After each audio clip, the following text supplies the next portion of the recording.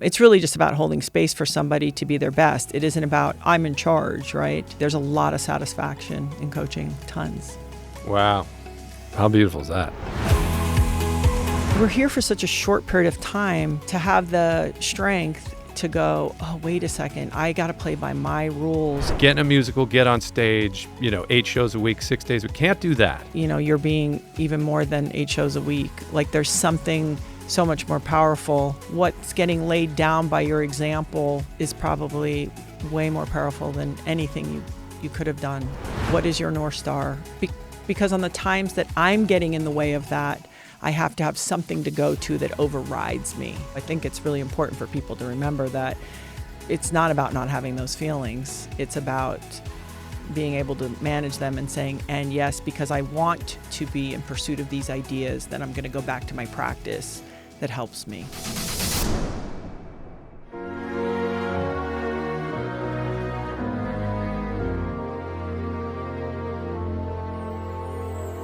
You need no introduction. She played volleyball. Yeah. Yeah.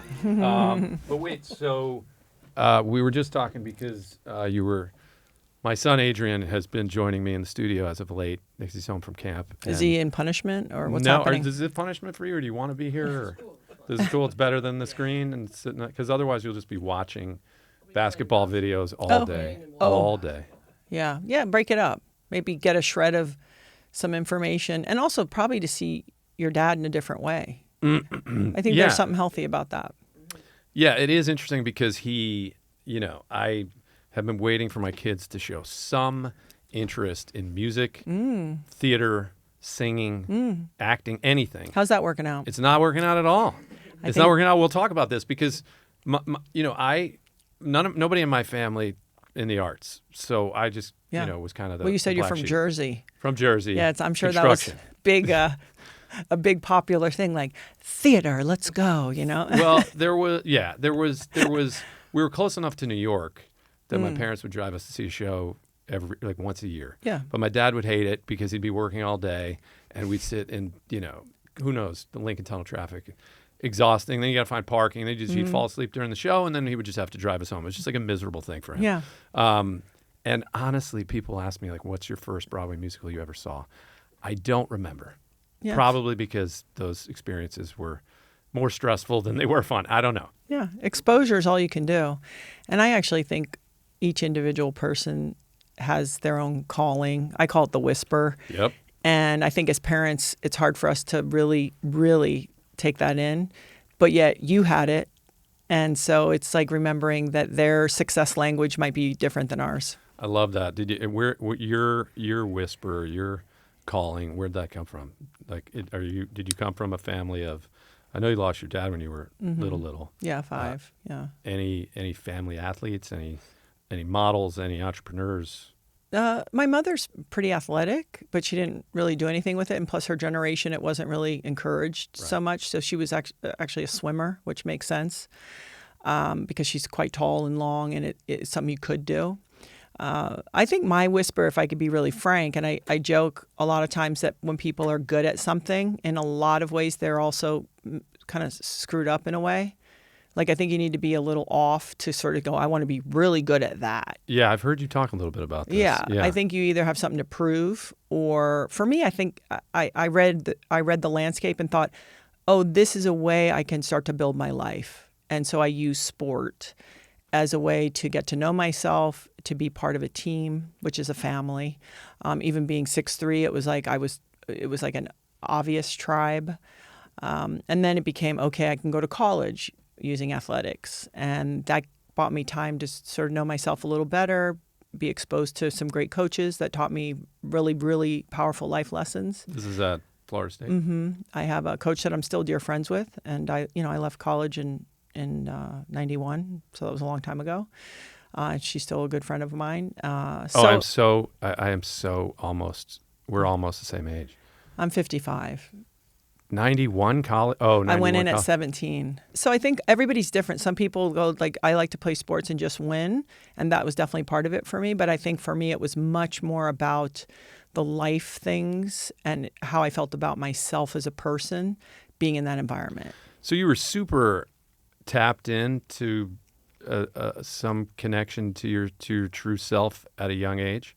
It wasn't like you just felt like this, man, I know I've got the talent and I've got the gifts for this and I want to go be a famous professional athlete and I'm chasing that 3D stuff.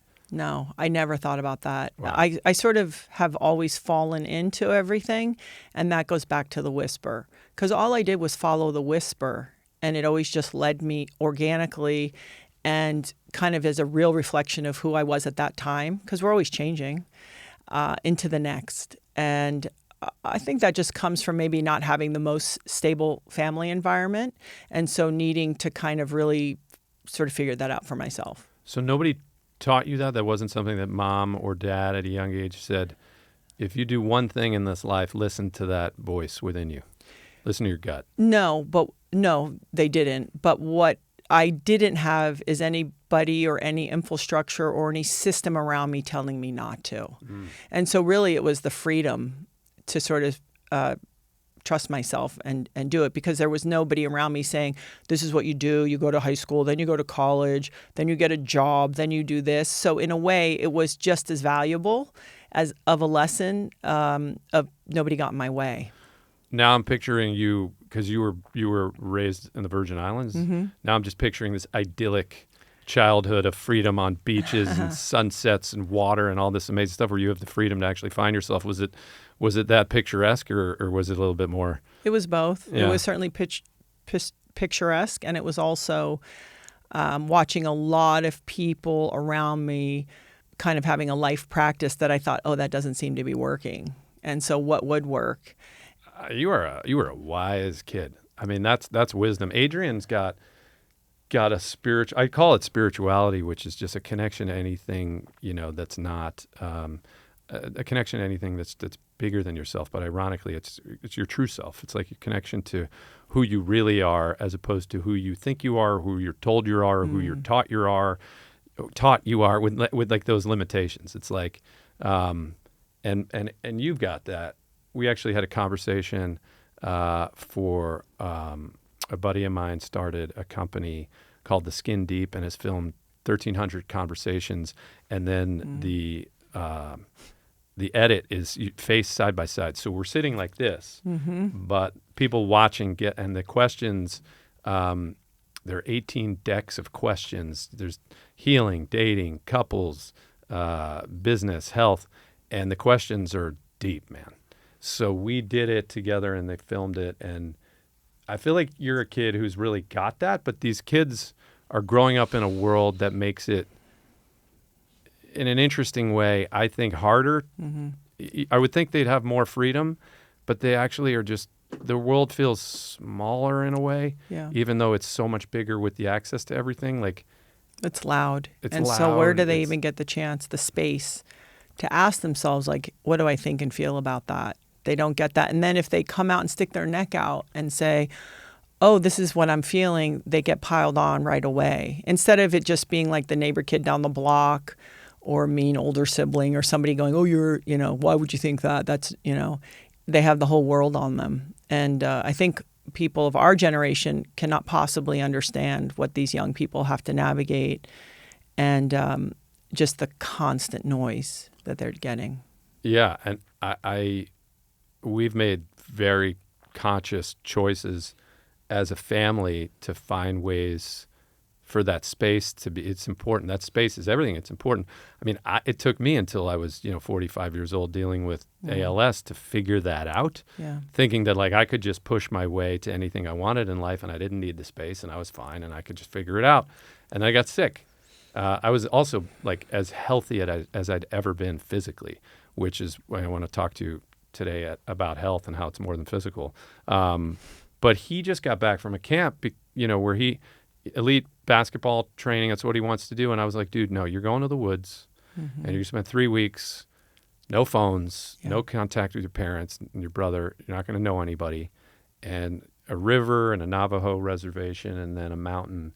And you're going to connect with that part of yourself, because I think what you are sharing is like so powerful. And I'm so jealous because I kind of had that as a kid, but I also had a lot of, I felt like the themes of my soul's journey this time around were definitely to figure out that I was not my parents.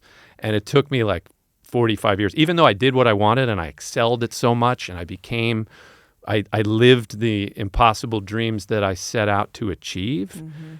It was all coming from a certain place. It came from, I had to really find myself again. And that came through, a lot of introspection and challenge over the last couple of years.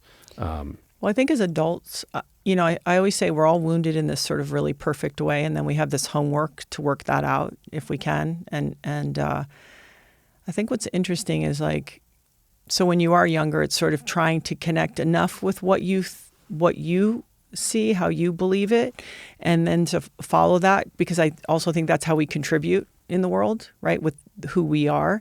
And then weirdly, I think as we get older, part of us is supposed to maybe let go of that too, right? It's this weird combination of getting sure in yourself and then being willing to say, I don't know, and I'm not all these things that I do, but going back into the essence of who we are and the spirit of who we are, not just the physical body and all the titles and accomplishments, but rather something much bigger. Yeah, I want to. Did you hear Scotty Scheffler's quote yesterday or the day before? I feel like I did, but remind me. We should play it, okay, Robbie, if we can. He basically said, I don't know how to inspire the next generation to be the best because this is not a fulfilling life. Yeah. He said, Oh, yes, I did. This is it. Yes. It's not fun. Very cool. Why am I doing this? Why am I, what is it about winning championships? He's like, you get joy for, a fleeting few days and then you're off to the next thing that you got to win and the trophy. He's like, it's not fulfilling. He said, it's fun and I enjoy it and I'm grateful and I love doing it. But fulfillment to me is his wife and his I think it's his daughter. Yeah. And he said if golf ever got in the way of that fulfillment, that would be his last day on the course. Yeah. And he was so clear about it. But that comes from doing a lot of winning. I think it accelerates that understanding if you are paying attention. It's like when people say, "Oh, I have this goal: go to the Olympics, get a goal, whatever it is, or be the CEO and get $1 billion or whatever," and then realizing, "Oh, yeah, that's not the answer." So he just got there quickly because he's been so successful and he's tapped in enough. Because the world is there to keep us from that. Is to keep us busy grinding and going, all I have to do is win. Oh, now I got to win again. Oh, you just won. Can you do it next year? It's all that treadmill.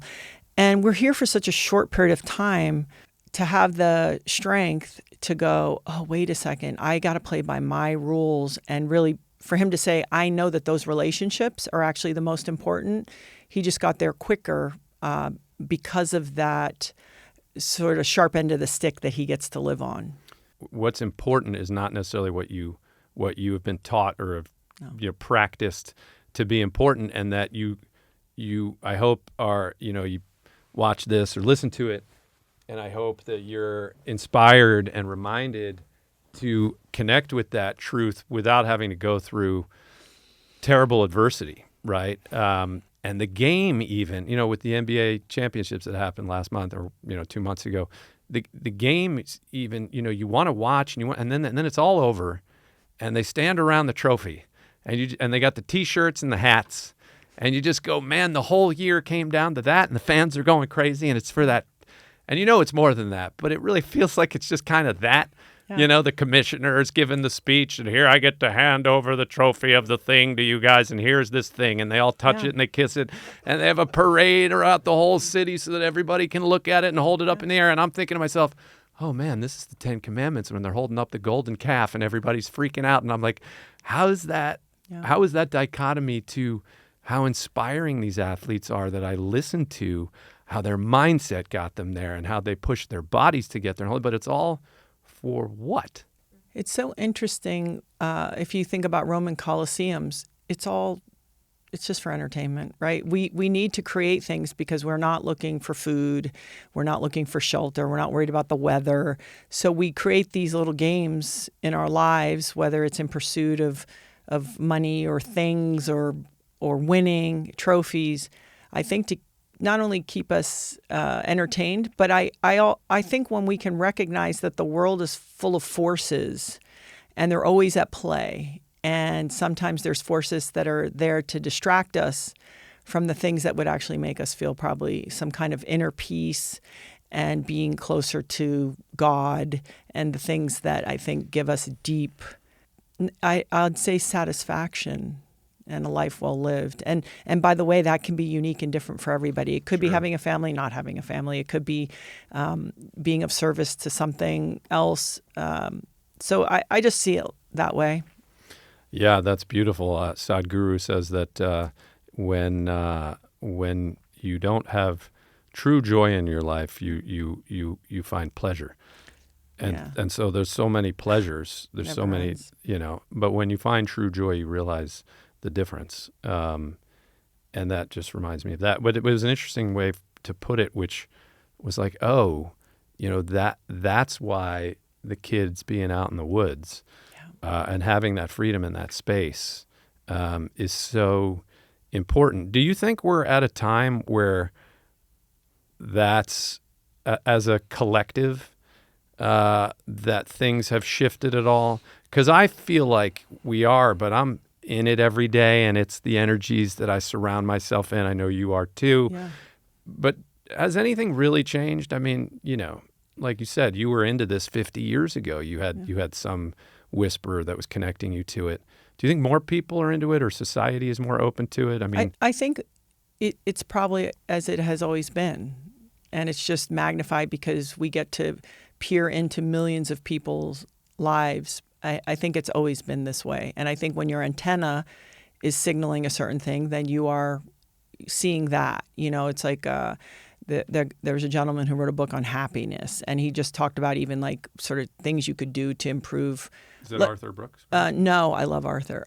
It was Scott. He was a guy from like Harvard. He wrote a book in the early 2000s, and he sort of said basically this: at the end of the day, if you thought about three things, like, I played basketball with my friends, and we really were in the flow today, and gosh, that lunch I had today was so delicious, and I feel pretty good, or whatever. I had that laugh.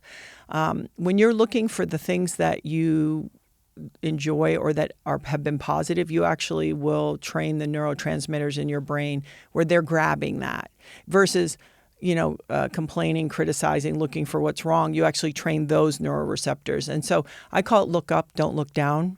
Because I can wake up in the morning, I can look down and I can see in my floor like, oh, there's dust, there's dog hair. Or I can look up and go, oh, there's the horizon and there's the sky. And so I think it's probably always been this way because that's part of being a human being, right? It's finding the tools and the skills to go, okay, what do I need to do? Everybody is different, to look up, to be grateful. Because people throw gratitude around like, just be grateful, or I have a gratitude practice. It's like, okay, gratitude is in all the small things. It's not in these monumental things. So I just think, again, our younger generation has more to deal with. And then, is their brain getting hardwired a different way and things like that. So I think it's as it's always been, but also the world would like you to think that it's all really bad. And I don't think it is. No, I don't either. And I agree wholeheartedly about, we're antennas, right? So the signal that you put out, every television channel is happening at the same time, but you're watching the one that you're tuned into. Yeah. So your life you create your life based on what signals you're putting out, and energy, attracts like. Yeah. And that is as simple, although, simple doesn't mean easy, right? It takes a lot of discipline sometimes and perseverance, but it could be as simple as how do you look up in the morning. And I definitely figured that out, because you definitely have figured that out. Being in resistance to a thing where you're like, hold on, you're telling me I got a thing and there's no medical explanation, no scientific explanation for its cause unless it's a gene that you haven't discovered yet, but the gene test came back negative. So, what is it? They're like, we don't know. I'm like, well, what do I do? They're like, we don't know. I'm like, what can I take? There's not much you can take. Good luck. And I'm like, all right, well, then I got to figure this out for myself. And a lot of figuring that out gave me an opportunity to create space in my life for the first time. A, because all of the stuff that I used to do, which was play tennis and hike mountains and do functional patterns, fitness and work out and, everything that was physical, ride bikes, play basketball with the kids, everything I do. Can't do any of that. Yeah. Get in a musical, get on stage, 8 shows a week, 6 days a week. Can't do that. Whatever it was. So then it was like, oh, it's me and me. Yeah. I better learn to love myself. Better learn to look up, even if I'm looking at arms that are like, wait, those are my arms? How are those my arms? Like, how I look at my feet all the time that are swollen up every day, and I'm like, these are my feet? Okay. Yeah. I'm here. I love them. Thank you. God bless. We're here. At least we're here. But that's the vessel also. I think that would be the ultimate lesson. And for me as an athlete who, again, so much is connected to the physical, still the lesson is, all is mental. Like, we are not this vessel. And I can't help but think when I read your story before I was coming here, what an incredible example as a parent. You're being even more than 8 shows a week. Like, there's something so much more powerful. You wouldn't say, hey, I that was a strategy, of course, but it's like what's getting laid down by your example is probably way more powerful than anything you could have done. Well, thank you for saying that. I certainly have 2 amazing kids that play ball. It was very intentional from day one when I didn't tell them about it for a year and a half, because I was like, I'm going to beat it. Let me figure this out. I don't want them terrified. I don't want them worried. And mostly that was me trying to figure out my own relationship, because I didn't talk about it publicly, nothing. And then the more I started to learn about healing and neuroscience, the brain, spirituality and quantum and all of it, I was like, this is the real thing. Yeah. I've been spending all my time in the 3D thing and in the Broadway shows and the movies and the TV and the this and the that, and I got to get more and do more and have more and be more and get all that, stripping away everything that covers up the whisper. Yeah. So that all it is an alignment with that, which I would call spirit, the divinity within me and all around me, whatever you want to call it, God. And my kids are a huge part of that. And through this, I'm going, well, at least they'll know about 30 years before I ever did how to play the game of life a little bit better. I can't play it for them. I can't, but they'll at least know on some level, And no parent can.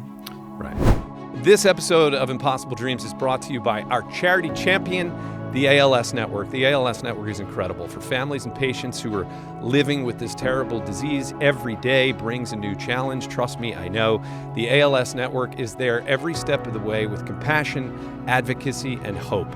They are helping patients and their loved ones all across the country, from funding groundbreaking research to hands-on support. I know firsthand how vital their work is and how much their support matters. I know that together we will accelerate progress towards better treatments and one day finding a cure. How can you help? Please visit thealsnetwork.org, make a donation, get involved. Your support really does matter. It brings us all one step closer to ending ALS. Thank you so much. That's the whole thing, is to set them into the world. That's the job. And I think having said that, being brave and being all those things also could be okay to say, hey, this kind of sucks today and I'm struggling with it. I think that's the other part of being all the things, is to have the people that you can say, you know what, this is hard for me today. And I feel a little dark about it. And then you go, okay. And so I think people sometimes misconstrue that you're all one or the other, right? You're either stoic and you're doing this and you don't ever have those feelings, or you block them out. And I think that probably is not what occurs, is that you have those days where you go, this is, Absolutely. Absolutely. And thanks for saying that, because I get real, like when I was, overachieving and sports, I get real black and white. I get real like, no, this is the way to do it, and that other thing is bad. And I've learned exactly what you're saying throughout this, that no, it's gray. It's everything. It's all the things. It's not just one thing. It's all the things. But exactly like you said, if you have a goal, then there are things that bring you towards it or away from it. So Guru says, here's how to use your mind to work for you versus working against you. And I just think disease, illness is one of those things that plays with the brain a little bit worse than other adversity because it wants to tell you that it's all this dark negative side of the coin. I think the other challenging thing I would imagine is because, we aren't our bodies, but yet there is a chemical reaction that we're having to being, to running, to not running, to, moving our bodies, that positive chemistry that does help buoyancy to our minds. Yep. I think also being able to acknowledge that if part of that has been eliminated, that you are going to be navigating things without that support. But I got to say, at least from my experience, I am infinitely happier now than I was before from that standpoint of I used to have to engage in the pleasures of working out, to get the dopamine hits, to get the biochemistry, to do the right thing, to burn the stress, to calm my mind down, to give me the space. And then it would wear off. Yeah. And I'd be left with what I was always left with is myself. And I didn't know how to deal with myself. And now that I love myself, and I've sort of got a practice that grounds me in that, I know how to manage it, as you said. Even though I'm not playing tennis and I'm not getting the biochemical whatever it was, I'm happy as hell, man. I got so many things, whether it's talking to you or, having conversation with friends and my kids and working on this business, whatever it is, sitting outside watching butterflies, that gives me what I need to stay on the positive side of the coin. Yeah. I had to lose myself to find myself. Yeah. I had to rewire my entire perspective. We had a neighbor years and years ago. My kids loved him. His name, we called him Old Joe. He was like 82. Used to do 100 push-ups, mow his lawn once a week, have one beer after he mowed his lawn. But his wife had Alzheimer's, and he was taking care of her. And she was also bigger than him. So to move her and get her from A to B, and she was pretty down the road. One day we were driving by, and we stopped to see him. And we're like, Joe, how's your day going? And he looked, and I will never forget it because it was through the car window. And he goes, I just think acceptance is a part of life. And I thought, yeah. And I think when people talk about living, the notion of accepting what is, Byron Katie is a friend of mine, and people will say, well, like, I should have this and I should have that. And she's like, well, you shouldn't, because you don't have it. Right. And so it's so fascinating when we can accept what is, even though it's hard, and then work from that place. Well, yeah, I think should is a tough word. Well, she says a couple things that I really appreciate. One is, once we say should, and this is really important for parents, is, oh, you should do this and you should do that, or a partner. She's like, once you've said the word should, you've left reality. And she goes, and for me, reality is God. And she's like, and I love reality. And so I think we spend a lot of time in that. And when we can liberate ourselves and just not only take it as it comes, right? We all are looking, what do they say? If you want to worry, think about the future. If you want to be sad or stressed out, think about the past. And she talks about past futuring, and we're all doing that all day long. I could be notorious for that. I'm a very hypervigilant person. And one of my things that I'm always trying to practice is just here and now, to the best of my ability. And when I start to leave, I go, oh, bring it back. You're responding or reacting or projecting into something that isn't here. So, sounds like you're doing that. I mean, that's it. That's it, right? Sadhguru says there's the only thing inevitable in life besides death is this moment.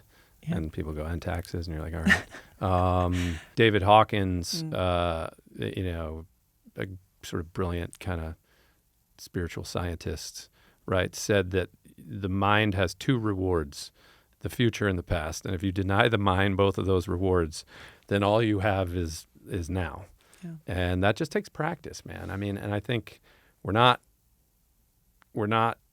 the system. That's not the system. Right. So now you're out of the system. And for somebody, it sounds like you were always 1 foot in the system, 1 foot out, which is really powerful and very cool. Did you ever lose yourself? Was there ever a point where you were like, I don't know if I'm who I thought I was? It only showed up for me, and I will put a caveat to this. I met my husband at 25. So there was something interesting about, and that's been almost 30 years, the reinforcement of somebody else who is pretty free because they're in nature so much. So the clarity is, so I've had a lot of reinforcement to stay in that space. But I will say it has showed up in the past, less, but still, in worry. That's, what's going to happen here and this kid and that. So for me, it's still a dragon I'm always going to be battling. I do a little better with time and age, but I'd say worrying. So it may not be an outward thing. Somebody sees in me. So as far as being in the system, it definitely shows up there. It's interesting. What I'm just curious because you seem like an incredibly grounded, peaceful sage who has not just we're not just talking, like, you're not just sharing your opinions. You're sharing wisdom that you've experienced and embody, right? So it's not just like, well, this is what I think. Like, I actually feel like it's actually who you are. You've lived it, you know it. And so worry is one of those things to me that I was just talking about because I had friends over when he was at camp and I was seeing, no communication with them, but they sent 2 emails with pictures. And I was like, oh my God, he's malnourished. He's not smiling. I think he's miserable. I'm the one who told him to go. I'm the one who made this happen. I think my kids, now I'm like, if he's not eating, he's not pooping. Maybe he's dying. I was freaking out. I was worried. What's that? You went the whole way. I went the whole way. But I had just said to my friends who were visiting from out of town whose kids were at a different camp, they're like, oh my God, you sent him there? I'm like, yeah. I'm like, it's fine. I don't worry about anything. Life is too short. I don't worry anymore. And then that night I couldn't sleep because I told the whole story and I put it all together. Yeah. Woke up the next morning and I called the camp and they weren't there and I sent an email and sure enough. And you were constipated and starving? Yeah. And he was, yeah. Yeah, there you go. Yeah. He actually died and he came back to life. He has been reborn. I have to say what's funny about these camps, because total transparency, I sent my just graduated daughter from high school just a week ago. She came home from a 2-week trip, no phones, out in the wilderness. And I was saying, in a way, it's so ridiculous, right? Like, if you can afford to send your kid to a place to go to nature and unplug versus like just go to these countries where they have very little and they're like, maybe we can go to the city. And I'm like, oh, this is modern day luxury. Yes. To go in nature and unplug is luxury. And I looked at myself and I go, we're upside down. We're upside down. Like, we're paying to be like, yeah, get in nature and give me your phone. Yeah. So and people go, wait, you're doing that? Yeah, no, nobody in my house. Because again, right, I live with like a civilized caveman, pretty much, I would say. I think worry doesn't show up for me that way. I'm hypervigilant. I didn't grow up with a lot of security, and my mom did the best she could, but she wasn't around from 2 to 7. So I think my worry is more about just things being secure. As far as like kids driving vehicles and going fast and being radical and going in, doing all that stuff doesn't bother me. That stuff does not bother you. Not at what do you all. mean by secure? Do you mean a safe home? Yeah, I think it's the little girl in me still peeks her head up and is like, hey, are we safe? Is someone in charge? Because nobody was in charge. But you don't have. Do you have, like, I had the thing where when we moved from an apartment, the kids were like 1 and 3, and we moved to a house, and I'm in New Jersey against the woods, and I haven't been in a house now since I'm a kid. And I'm like, someone's going to break in. It's not safe here. Nature this, but I love the house and I love nature. Do you have that kind of safety? Not at all. No. Not at all. And I don't have a worry of like something's going to happen because I've learned that that's kind of futile.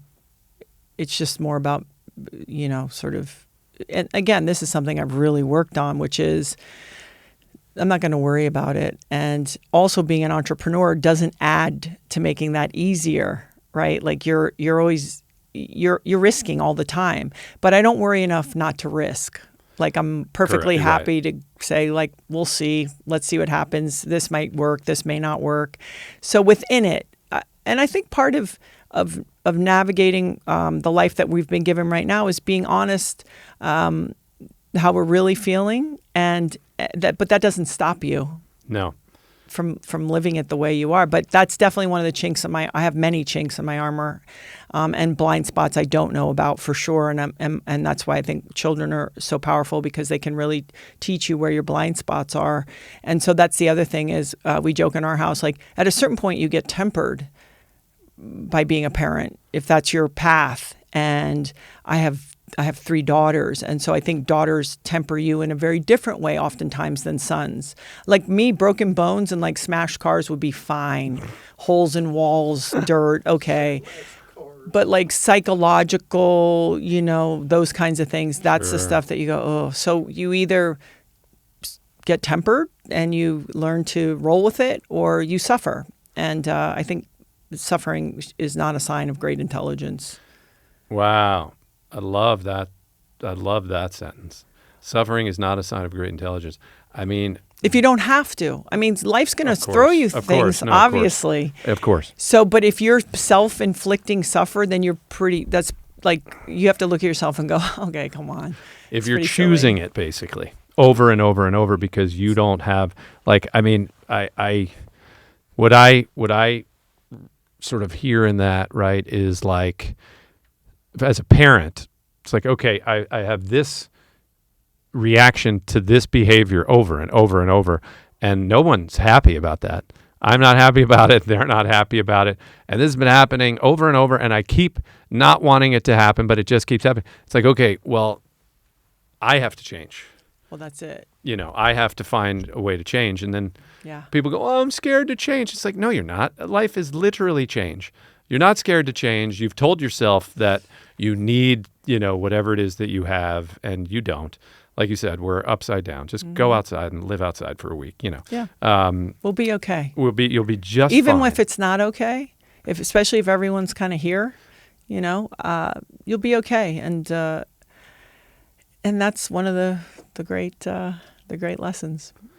Yeah, and I am living proof of that. Yeah. You will be okay, even when it's not okay. Yeah. And which brings me to something I was listening to last night. Do you ever read or listen to Michael Singer at all? I've only listened a little bit. Some lecture of his came up last night where he was like, everything is about being okay. He's like, you think you need certain things to be okay. You don't. And when you realize that you're okay, then you're back into flow, as you said. Let's talk to you for a second, because Gabby is here thanks to your relationship. I know very little about it, except that you were crazy enough to let this man in your house. Tell us a little bit about what that is and what your experience was, and then we can ask Gabby about some stuff. Yeah, I mean, it's all around their performance training program called XPT, Extreme Performance Training. I reached a point, I mean, this was 5 or 6 years ago, where just making changes in my life, and have always followed Laird. I've always known who Gabby was. And funny enough, I shared outside that my wife and I ran into Laird like 18 years ago in Kauai on our honeymoon. And so there's just always been this connection with that world.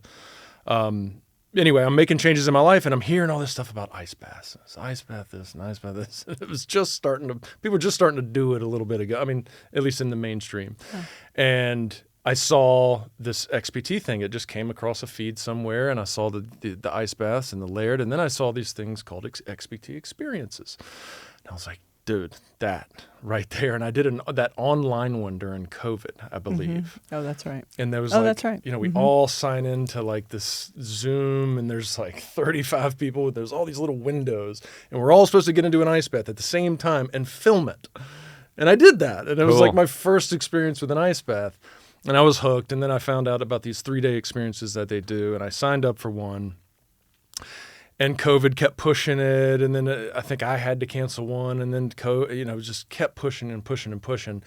And I had my podcast at the same time, Champagne Problems, and I reached out to Gabby's podcast info at Gabby or whatever, and Jen responds and says, Gabby would love to come on your podcast. And I'm pretty sure Jen said, hey, this guy's been fucking signed up for like 2.5 years. Throw him a bone. Yeah. And she did. And it was a major pivotal point in, I can create a very grandiose picture of this, and I will for the sake of entertainment, but I was working in mental health. I started a podcast. It was, it was good. It was good. It was unique. We were talking about just kind of different stuff. And Gabby was probably our first pretty big guest. I mean, we had one who was an NBA player, but Gabby was Shows you how bad it was going. Right. It was just, but like, it was just your first yes. You threw me a bone. And I mean, I cried. Like, I was like, holy shit, we've made it. We're going to, and it was a pivotal point in that podcast's trajectory that led to many, many more big, great conversations, success, which led to me dropping my profession and starting a new company in the podcast space. I'm not saying you changed my life. Very cool. But it kind of sounds like you did a little bit. It was really cool. And so now, since then, I've done 2 XPT experiences, one in Malibu, one in Kauai. He's very good in the pool, by the way. He is. Well, when Gabby's looking at you, telling you can hold your breath longer, you hold your breath longer. Yeah. Is phenomenal. So I'm hooked, and I'm excited to do it again. Wow, man. Thanks for asking. I'm so, the coaching's a lot of fun. Is it? Sure. It's because you're always learning and you're trying to hook into what people are going through and figure out what's the best thing you could say to them, that particular person in that particular moment, to get them to reach the goal that they have said that they want. And so there's so much learning that goes on in that, kind of that trusted position. There's a guy named Rich Davini who talks about leadership, and it's really just about holding space for somebody to be their best. It isn't about I'm in charge, right? And so there's a lot of satisfaction in coaching, tons. You guys, I just want to take a second to say thank you to you, the audience. This show doesn't happen without you. I am, from the bottom of my heart, I am deeply grateful to you because I started The Impossible Dream as a platform to help myself heal and to help other people heal. This podcast is all about that. And without you, that can't happen. We help each other heal. It really does take a village. So if you could just take a second to click and subscribe, like us, rate and review the show. Your comments really do help. Not only do they help us bring you other guests that you want to hear from, but they help us improve the show. They help us grow the show. Your engagement helps us expand what's possible for the reach of Impossible Dreams. So thank you. Truly thank you. Thank you for being a part of the Impossible Dreams team. Yeah, I was, right before I started dealing with symptoms of this, I was starting to follow folks on Instagram who were training underwater with weights and stuff. Mm-hmm. And I was following Laird. I'm not sure when his Take Every Wave doc came out. I can't remember. That's probably about eight years. Yeah, something like that. And ago. I watched that and was like, holy shit, man. Yeah. Like, you connect to something as a human, that thing, that whisper thing, that you just go, oh, there's just something there that's just not this whole other game that the treadmill that we're all around. There's just something there. And I don't know what it is, but I want a piece of that. Yeah. And then I heard from Robbie that you guys are doing that kind of thing. I watched some of the stuff with you guys training people underwater, and I'm like, the best thing I can do for my body is to get into this hot tub that I have it's like a pool hot tub situation, but I have a lift. It gets me in there, and I can move. And my partner, Sarah, can actually pick me up, and I can stand, and I can walk a little bit. And, I mean, I can't – I hate to think how – I don't spend time thinking, right? Like the most time I've ever spent is like this sentences that I'm giving this right now, like what would happen if I couldn't get in there? Because there was a time that I couldn't get in there. Why is that? You just didn't have the setup yet? It was set up kind of wrong. Yep. It was like set up and we thought that's the best we can do. And then God was like literally maybe 3-4 months of not being able to get in there. God was like, well, you can actually do it this way. What about a horse lift or something? Yeah, you that's know how they, basically- right? Like, whatever, I mean, when I see exactly. horses being trained with the harness and all Yep. that, I don't know. It's Just the thing like- that they put the goat into the Yeah. trap in Jurassic Park, the Yeah. giant lift thing. Like, there's Yeah. got to be ways to do it. Yeah. Yeah. Yeah. That's right. You find a way. You You find do. a way. And I'm grateful that I've got the support and the machines. Mm-hmm. My dad found a machine from China on Amazon that doesn't even have a name. And it's the main lift that I use to transfer from one chair to another. Mm-hmm. There's stuff out there.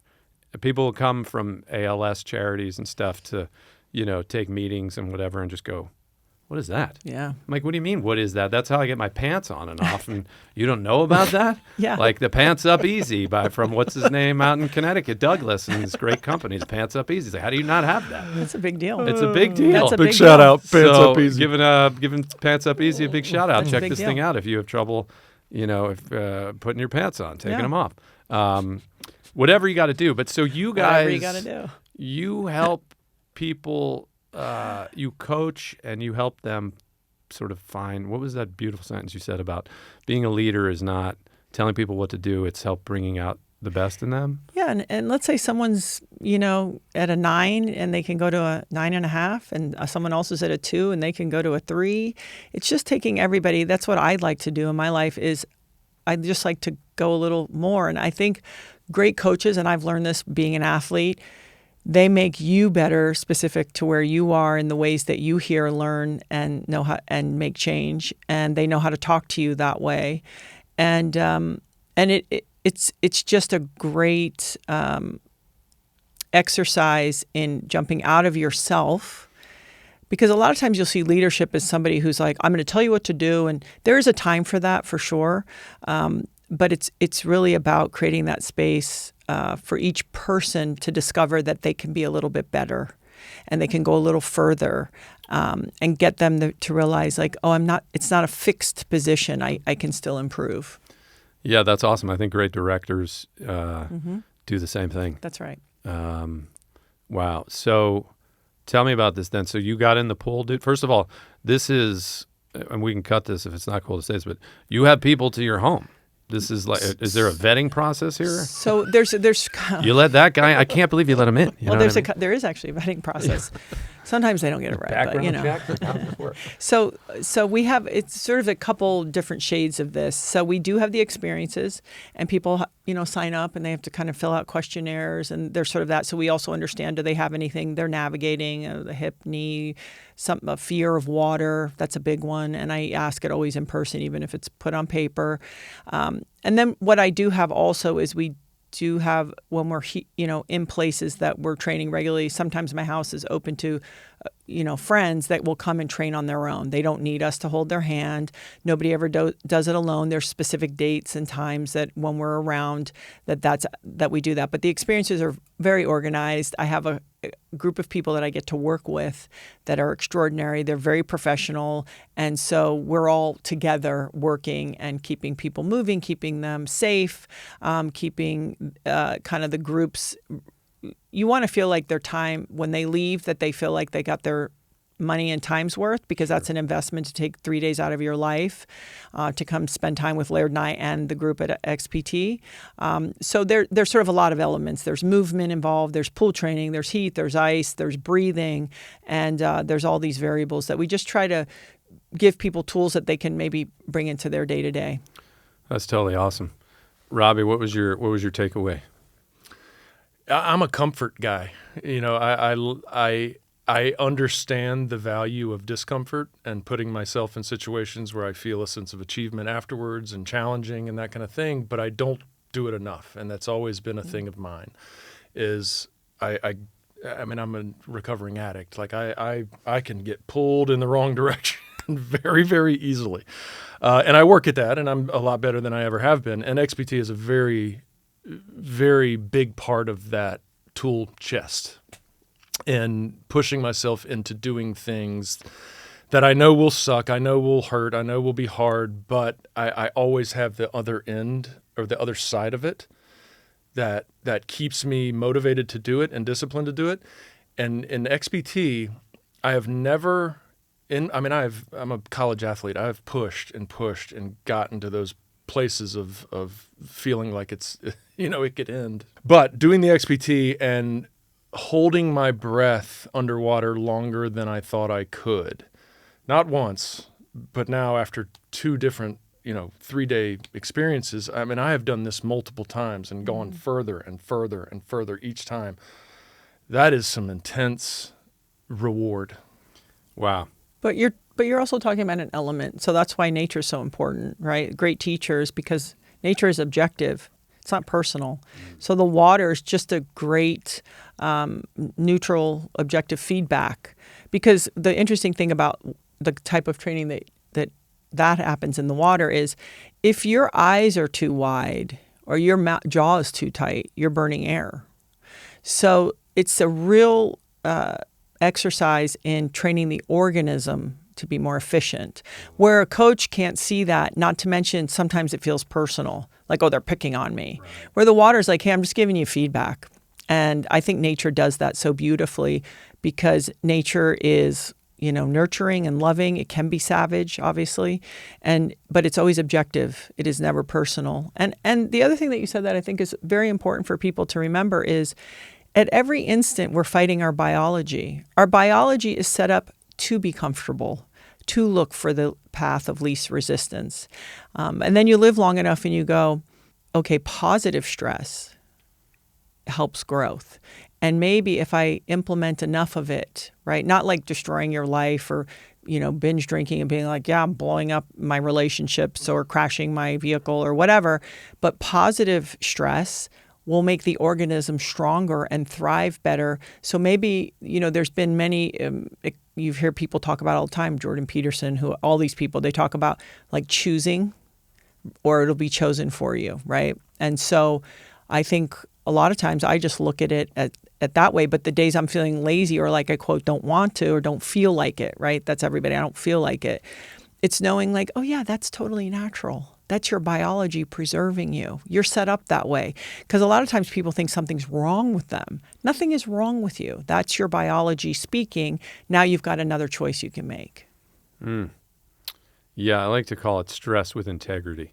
Yeah. It's like stress with love and respect for yourself and others. Yeah. It's sometimes the most exciting thing I can do is just go take a nap. Smart. You know what I mean? Because so much of the healing journey was whatever I'm inspired to do, I'm going to do. And you'll never run out of books. You'll never run out of gurus. You'll never run out of mentors. You'll never run out of when you're looking for them. Mm-hmm. You'll also never run out of lessons to learn if you keep looking for lessons to learn. And I kept going, it's the existential rabbit hole that just never ends. Yeah. That at some point, thankfully around March of this year after a mushroom journey, which I've talked about on the show before, I just went, okay, I think that's it. Yeah. I don't want to learn any more from this. I want to enjoy my life. Yeah. And there is sort of, like you said, acceptance is certainly a part of life, but there's also like, sure, I accept that this thing may go south and I might kill me. Like, who the hell knows? I accept that. Mm-hmm. But I don't believe it, and I don't spend time manifesting that. I do the exact opposite, right? The 180 of that is I believe and I know that there's healing here that I needed to go through for whatever reason. My soul is just clean, man, compared to where I was. And some of it's karmic and ancestral and had nothing to do with me. Yeah. And some of it is as recent as just clearing house with my parents over some things that like I didn't even know was an issue. And some of it is learning what true unconditional love really is. And some of it is learning how to become a better parent. And some of it is learning how to get out of my own way. And some of it is learning how to find peace, and that space for myself. I mean, the list of lessons that I could go through are almost endless, I think. Yeah. And how grateful am I? And I don't say thank you, ALS, really. It's not like I recommend everybody go get a disease. Yeah. But whatever adversity you face, it's an opportunity. It's an opportunity for growth and for change.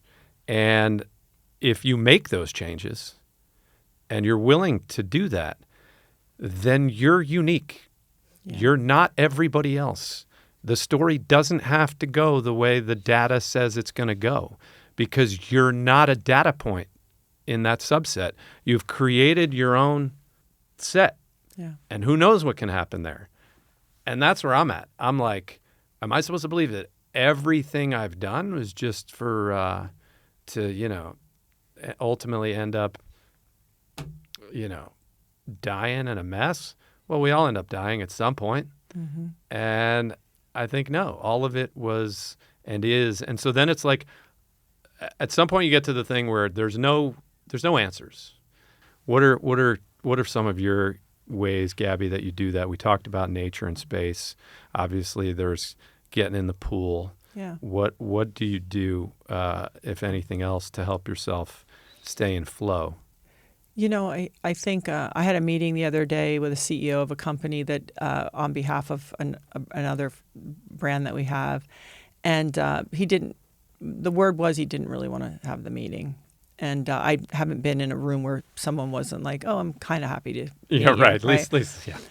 And it's a grown up. It's our food business, and it's our most grown up business, if you will. And I thought, oh, it's so interesting. And okay, so I hadn't even met this person, right? But through the email, and it wasn't just me. You could tell it was pretty clear. Like I knew somebody that got me in the meeting, and this person was not happy that we're having the meeting. Okay.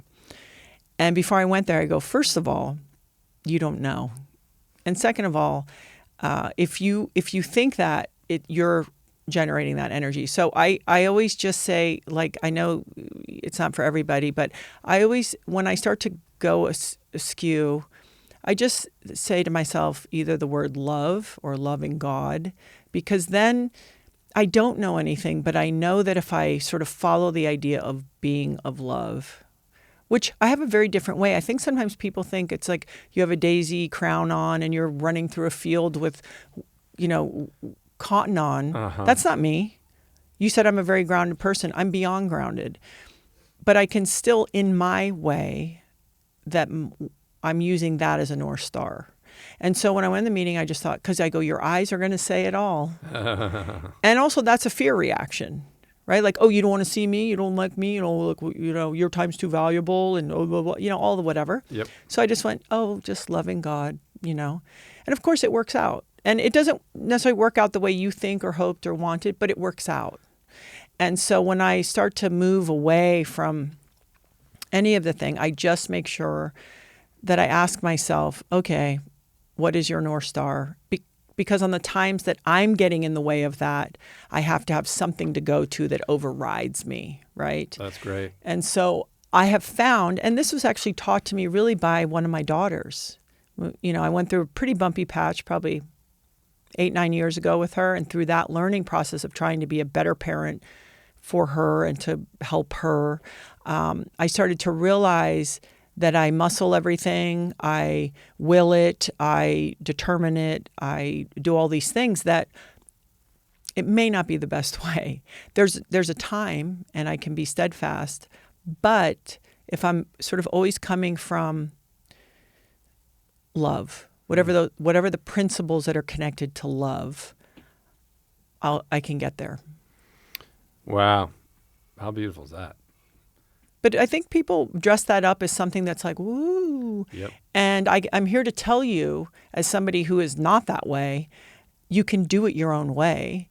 But the sort of tenets of the principle are really helpful and don't be afraid to embrace it your style. You don't have to do it in this way that's like, I'm a doormat, I have no boundaries, oh, peace and love, and I'm handing out, It's like, no, that's not what that means, or it's not what it means for me. Yep. But when people talk about what's to be true, I do know that that's the truest thing I know. That love, the truest thing is because we don't know about the past. We don't know what dimension we're in. The quantum realm, like all these things. But I do think the vibration and the truth of love is true. I would hang my hat on that. we think that as something as weakness or something that you don't stand up for something or that's not what that is. It's trusting love. Yeah. And that doesn't, you can't go wrong. And I think we're hurt less.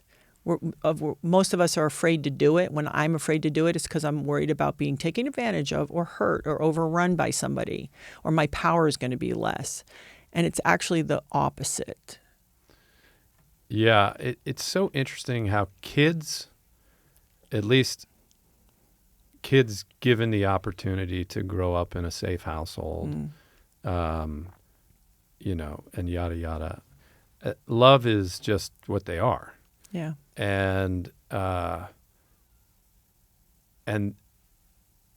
as parents, we get to sort of be reminded of that. It's like one of the best things about parenting, if you're paying attention, is that there's this reminder of, like, before that ego is fully formed and they think they know who they are and what they want to do and why they're here and all this, there's just love, nature, play. Yeah, curiosity. Keep your curiosity. Yep. And I guess love for me became something that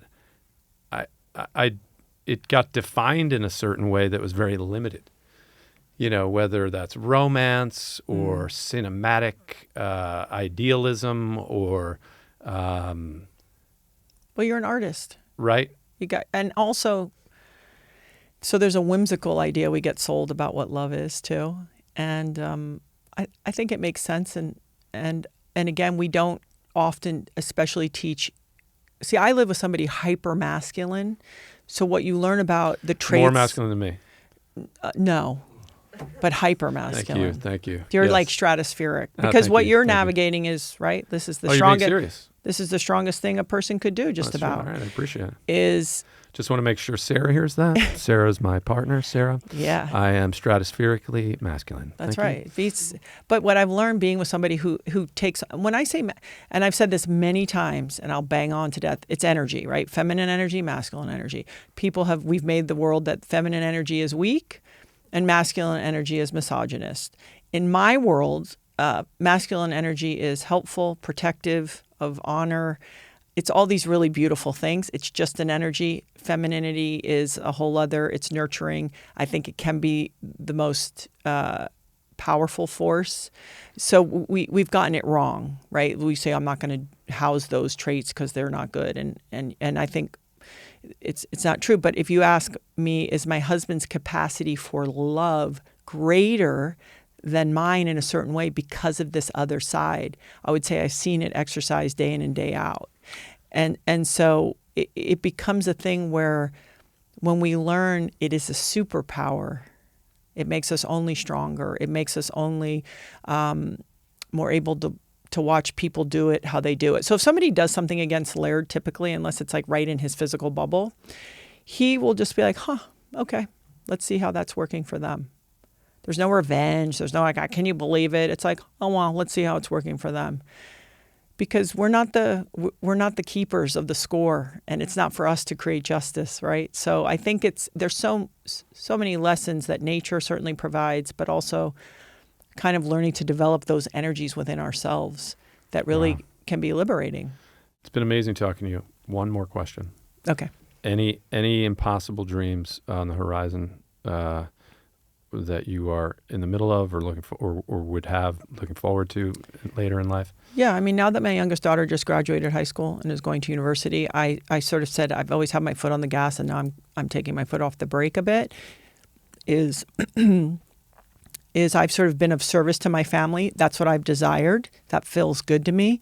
And now I sort of think I'd like to poke my head out a little more. And for example, even with our food company, right, we're doing our best to do it the right way. We don't even use natural flavors, which if you know anything about those products. Thank you for not doing that. But it's hard to do. And so part of my mission is, and this is the competitive side of me, is I want to see if we can actually build a business and do it the right way, at least what we know today, and win and be successful and show that you can be best practices. Now, are we going to be Google? No, we're not a technology platform.